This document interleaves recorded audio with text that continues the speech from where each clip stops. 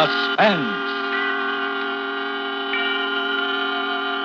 Tonight, The Victoria Cross, a suspense play starring Mr. Herbert Marshall. Gotta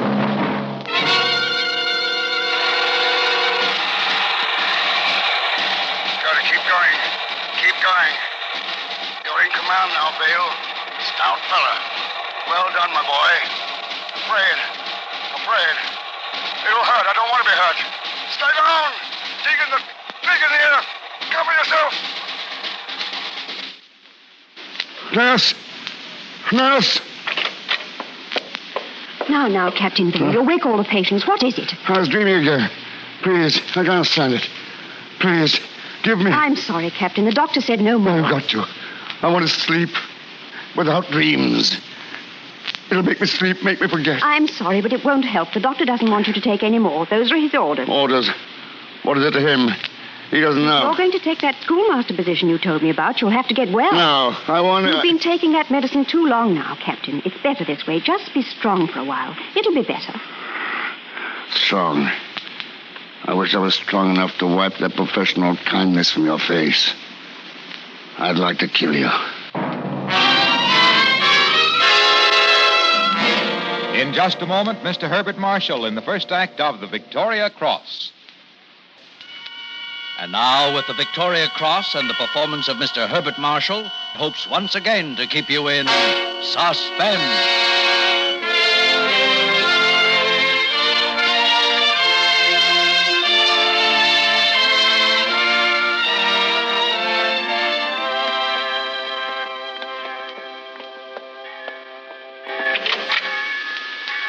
Wait here in the hall, Bateman. I'll call you. All right, sir.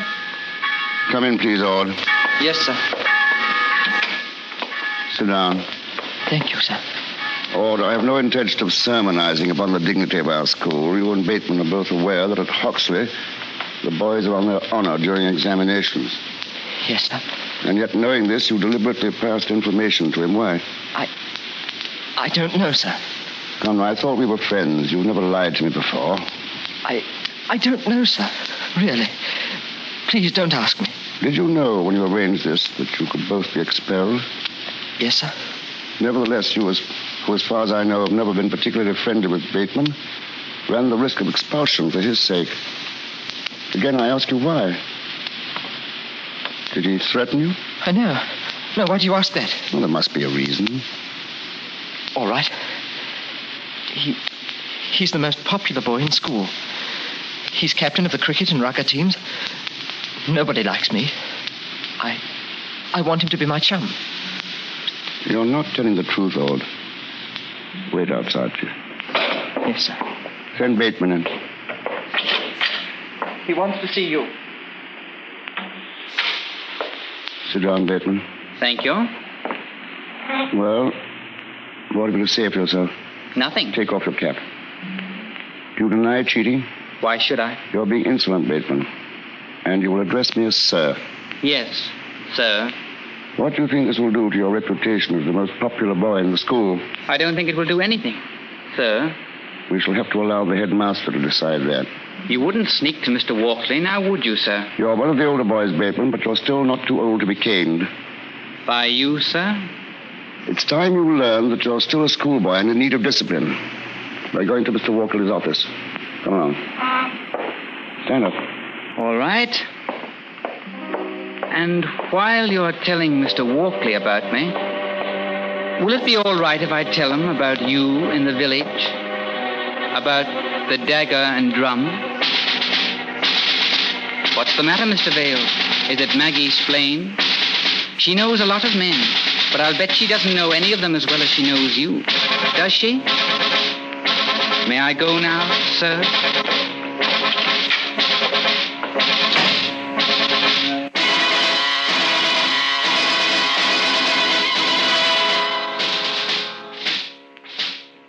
The position of a housemaster at an English public school is one of traditional conformity and demands of its holder the utmost of individual principles.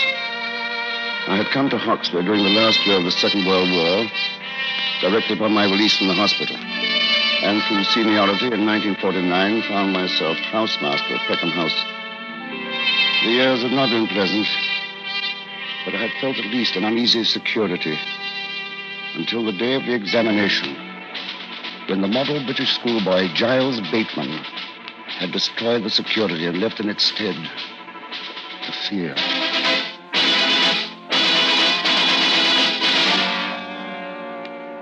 And the fear grew. That evening after supper, I sat at my desk in the study hall and wondered about the boys before me, quiet with their books and scribbling. Did they know? Did they all know? What had this terrifying child with the body of a man told them? He sat, head bowed over his ancient history, the most popular boy at Hoxley.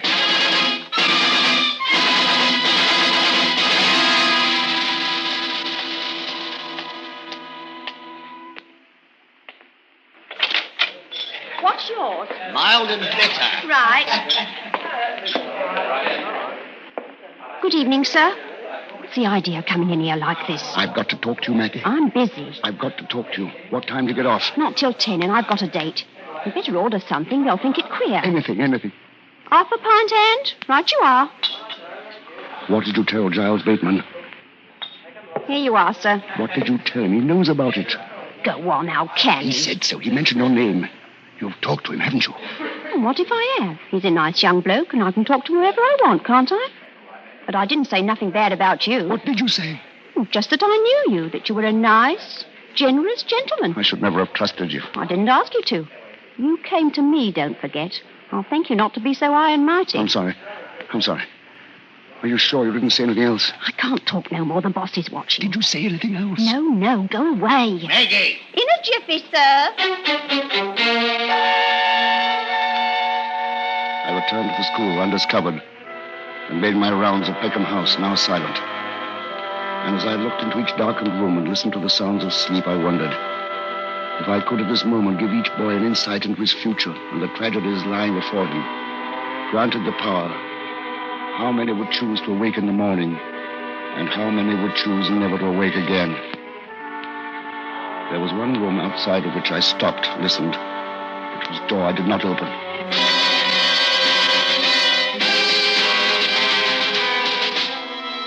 A week passed, and once more I allowed myself the luxury of an uneasy security. I convinced myself that whatever Giles Bateman knew about my visits to the Dagger and Drum, it was not sufficient to cause my arrest. I determined to avoid any further visits, at least until the boy was out of school. And then, the afternoon of a half-holiday, Francis Ord came to me. May I speak to you, sir? Of course, Ord, come in. You like some tea? No, thank you, sir. A cake? I'm not hungry, sir. Oh. What's the matter? Oh, nothing, sir, nothing.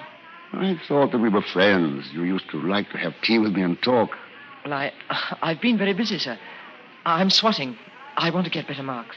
I'm not angry with you about the examination last week. I know it wasn't your fault. That's why I didn't take the matter any further. Yes, sir. I suppose you think that's showing favoritism, don't you? In a way, I'm cheating. Oh, no, sir. It was very sporting of you. Sporting, was it? You came to see me about something, Ord. What is it? Sir, I should like your permission to change my room. Oh? Yes, sir. Don't you get along with Watson Minor? Well, Bateman has asked me to share his dig. Has he? You want to? Yes, sir. I want to very much. You're lying. He's holding something over your head. You can tell me. I'm your friend. I'll help you. Thank you, sir. Do I have your permission to move, sir?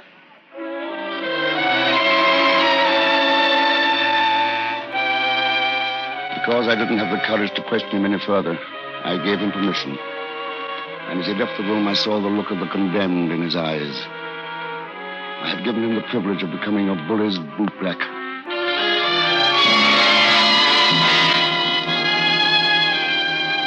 The school term waned. I was very careful. Except in my ancient history form, I saw very little of Francis Ord. Bateman thrived in the glory of his victories, his top marks, his prowess on the playing fields of old Hoxley.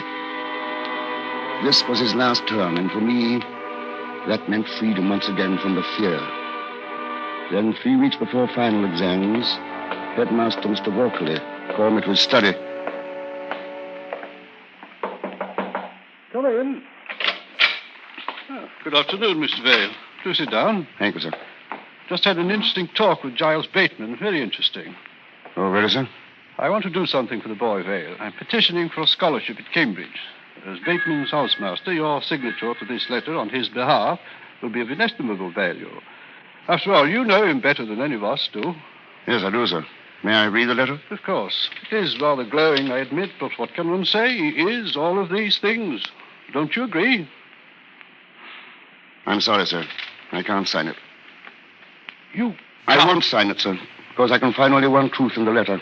He has been a successful athlete, nothing more. Nothing more? You speak of his integrity. He has none. His leadership.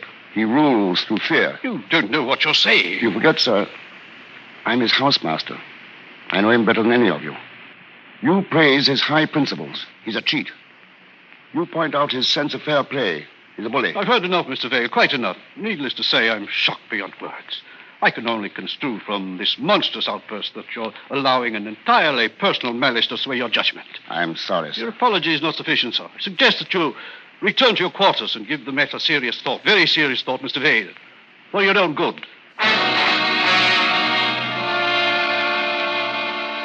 It was a curious thing, and I felt almost lightheaded as I walked back to my rooms. For a moment, I had forgotten my personal involvement, and stated quite objectively, I felt, what I knew to be the truth about Giles Bateman. I even felt that I might have said the same thing had Bateman been there. Did you sign the letter, sir? What are you doing in my room? Get out. Did you sign it? I told you to get out. Do you want to go in hiding? Do you want me to tell the head about you? You can't bluff me again, my boy. You know I've gone to the Dagon Drum. That silly girl told you about my visits. It's not enough for your filthy blackmailing. You can't bluff me. She told me enough to send you to prison, Mr. Vale. What did she tell you? I'd be afraid to tell you, but I wouldn't be afraid to tell Mr. Walkley or the constable. What did she tell you? You wouldn't hit a schoolboy, would you, Mr. Vale? They'd want to know why. Get out! Get out! You will sign that letter for me, won't you, Mr. Vale?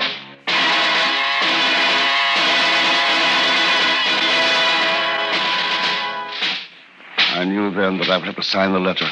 Or if I didn't, something would have to be done about the boy.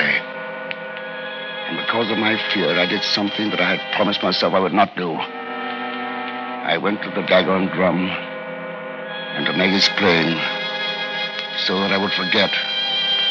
Perhaps forget too much.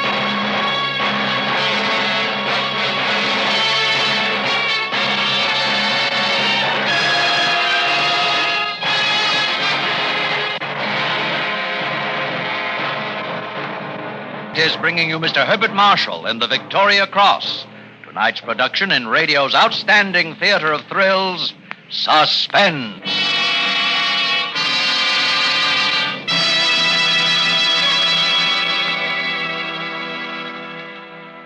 And now brings back to our Hollywood soundstage Mr. Herbert Marshall in Elliot Lewis's production of The Victoria Cross, a tale well calculated to keep you in suspense.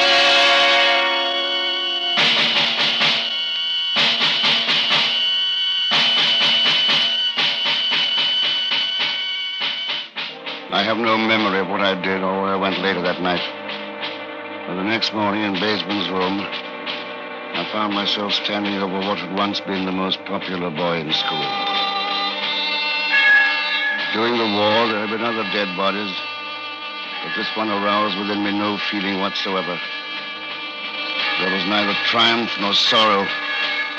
I was aware only of the four walls of his room and the stained cricket bat on the floor. Has anything in the room been moved, sir? Mr. Vale, Yeah, I beg your pardon. the inspector is talking to you. Oh, I'm sorry. That's quite all right, sir. I understand. Has anything been moved? Not as far as I know. As housemaster, it's your duty to make the rounds at night. Yes, Would you say that there was any sign of trouble last night? not so far as I know. Tell me, sir, how did the deceased get along with Francis Ord? Well, it was Bateman who requested all to share his quarters. What about his other schoolfellows? We admired him tremendously, Inspector. I may say without fear of contradiction that he was the most popular boy in school. I'm afraid, Mr. Walker, they must have been extremely unpopular with somebody here. I should like to have the door of this room locked until the laboratory men arrive. Of course, sir. Shocking. Shocking. Poor boy. Well, I imagine you'll want to question Francis Ord, Inspector. Yes. Yes. Well, he's detained in Mr. Vale's quarters. You'll find me in my study. Very well, sir. I can tell you, sir, that a murder investigation involving schoolboys is something out of my line. Now, I'd be obliged if you'd stand by. Well, I'd be happy to. Mr. Vale, what did you think of Bateman? Oh, it doesn't matter. You don't have to answer that. Francis Ord. Very fond of him, Inspector. He's quite shy, but he's a sensitive lad. From what he has told me, I know that his family life has been quite unhappy. He lost his mother when he was 8. His father remarried, and I gather that he feels, well, forsaken. Is he happy here? Happier, perhaps, than at home. Yet he doesn't get on too well here. I'd say he's about the most unpopular boy at Hoxley. Rather strange, don't you think, sir? The two lads, such complete opposites, would chum together. Yes, perhaps it is. Did you talk to him this morning before he tried to run away? Ord ran away? You didn't know? So here we are. Ord, this is Inspector Forbes. He wants to ask you some questions. Well, young fellow, my lad, you were caught trying to run away this morning. That doesn't look very good, you know. Don't you think it'd be better if you told us exactly what happened? Francis. I think he might be trying to protect somebody, don't you, sir? Sooner or later, things are found out, Francis. Tell him the truth. I don't want you to protect anyone. Why should I protect anybody? Nobody cares about me. All right. I'll tell you the truth. I killed him. It doesn't matter now. I hated him. He was a dirty, filthy, rotten swine. I did it, Mr. Vale. I hit him with my cricket bat. I hit him, and I hit him. And he fell down. And he cried. And he begged me to stop. And I didn't. I didn't stop. And I felt strong. Why did you kill him? Inspector, Yes, Mr. Vale. I think we should leave him alone.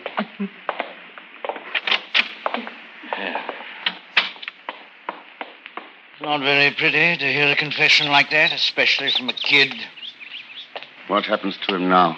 I should take him back to London, but I'm not going to just yet.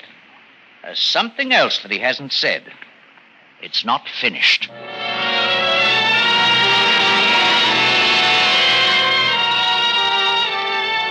It wasn't finished. The inspector wasn't a brilliant man, but he was diligent. I felt he had done this sort of work for a long time and done it very well. And in finding why Francis Ord had killed Bateman, perhaps he would find out about me. Find my secret.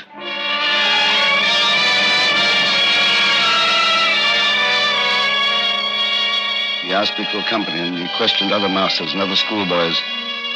It was in the gymnasium that we found the very physical sportsmaster, Samuel Jennings. He had great style at the wicket. Reminded me of Jack Hobbs. I can tell you one thing about him, Inspector Forbes. The school's going to miss him. Don't you agree, Mr. Vale? He was the very best of the British schoolboy, Mr. Jennings. Oh, I wouldn't go so far as to say that. Nothing namby-pamby about him.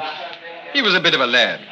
Take a nip now and again, and there was a bit of fluff in the village that caught his eye. Oh? Yes, the barmaid at the Dagger and Drum, Maggie Splain. He broke her bounds a couple of times to see her. And, of course, he wasn't the only one. Mr. Jennings, what do you think of young Ord? Well, to tell you the truth, I don't, and I never did. He's a coward and a liar. The boys call him a nasty little beast, and that's what I think he is. Soppy. Nothing. I'm sure you've been very helpful, Mr. Jennings. Yes, thank you very much. Well, Mr. Vale, I think I've learned as much as I can for the moment. Oh, I want to call Scotland Yard. If you could direct me to a telephone, I won't trouble you anymore. You'll find one in the gymnasium office, just there to the left.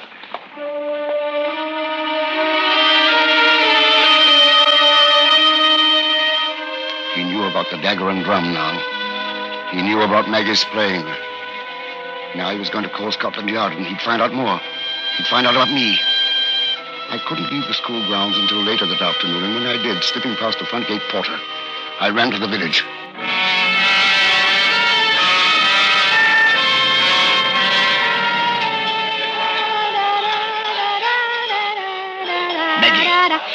You're going to get me into trouble coming in here like this. Listen to me. A detective is going to come here. He'll ask you a lot of questions. Me? Questions? Oh, Lord. There'll be questions about Bateman. Why? What's he done? He's been murdered. Murdered? Be quiet. You don't have to worry. But if you say anything about me... You killed him, didn't you? No, there's been a confession. Francis Ord, his roommate. It wasn't you? I told you no. Remember now, you don't know me. Oh, I won't say anything, I swear it. You won't hurt me, will you? You've never met me. You don't know my name. You don't know anything about me. All right, all right.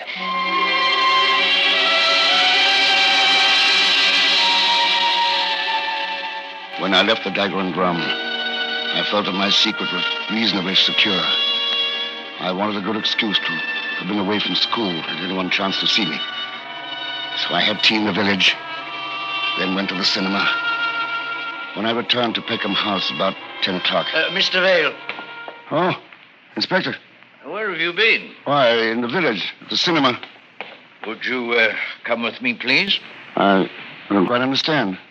Francis Ord tried to commit suicide tonight. He's been asking for you. Where is he? In his room. He'll be all right.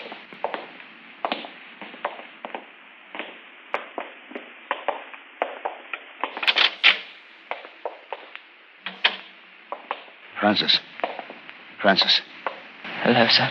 Well, this is a nice thing for the school, I must say. I'm sorry, sir. I thought it would be better this way. Better? I was afraid, sir. Afraid they'd make me talk about... Who's that with you? It's the inspector, Francis. There was no need for you to... Tell him, Francis. But he... I want him to know, Francis. It's all right. It's about you, sir. I know. Bateman said things about me, didn't he? Yes, sir. You remember the examination when you caught us cheating? I remember. Well, he knew then about you and... The girl in the village? Yes, sir. I didn't want to believe him. But he said if I didn't help him with the exam, he'd tell something about you and you'd be arrested. So you see, I had to. You were my friend, sir. And I knew that no matter what Bateman said about you, it couldn't really be bad. It was bad, Francis, because I was weak. I didn't have courage. You're the only friend I ever had, sir. I didn't want you to get into trouble. I was in the war, Francis. When I was wounded and they sent me home, the king gave me a medal. He thought I was brave because I'd helped some people. But when he gave me the medal, I wasn't brave any longer. I was a coward because I was taking medicine, and I couldn't stop taking the medicine. Yes, sir? Bateman found out I was buying it from Maggie's plane at the Dagger and Drum.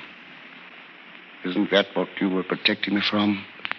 Yes, sir, but Francis, did you kill Bateman? Tell me the truth. No, sir. Go on. I went out for a walk that night. When I left, Bateman was all right. When I came home, you passed me on the stairs, and you didn't know me. You wouldn't talk to me. When I got in the room, Bateman was dead, lying on the floor.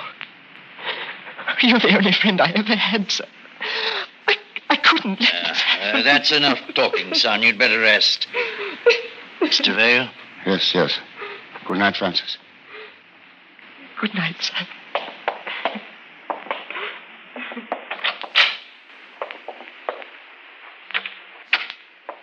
I don't remember a thing that I did last night, Inspector. But when Francis confessed this morning, I thought he must have done it. That I was safe. Look at me. I'm the housemaster of Peckham House at Hoxley School. I won the Victoria Cross for bravery at Tobruk. And yet I almost allowed that boy to plead guilty for murder which I committed. What medal will they bestow upon me for this bravery?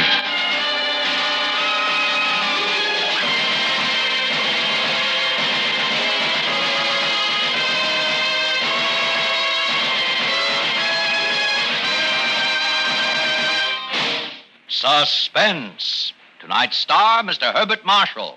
Next week, tales well calculated to keep you in suspense. Suspense is produced and directed by Elliott Lewis with music composed by Lucian Morawek and conducted by Lud Gluskin.